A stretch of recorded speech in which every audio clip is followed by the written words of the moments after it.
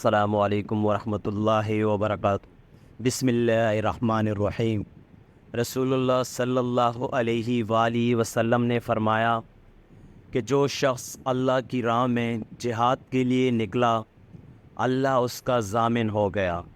اللہ تعالیٰ فرماتا ہے، اس کو میری ذات پر یقین اور میرے پیغمبروں کی تصدیق نے اس سرفروشی کے لیے گھر سے نکالا ہے، میں اس بات کا ضامن ہوں کہ یا تو اس کو واپس کر دوں ثواب اور مال غنیمت کے ساتھ، یا شہید ہونے کے بعد جنت میں داخل کر دوں۔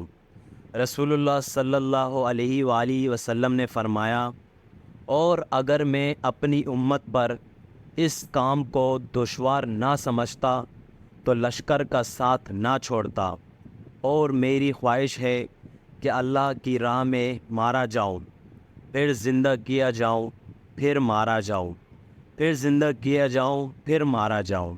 صحیح بخاری، حدیث نمبر 36۔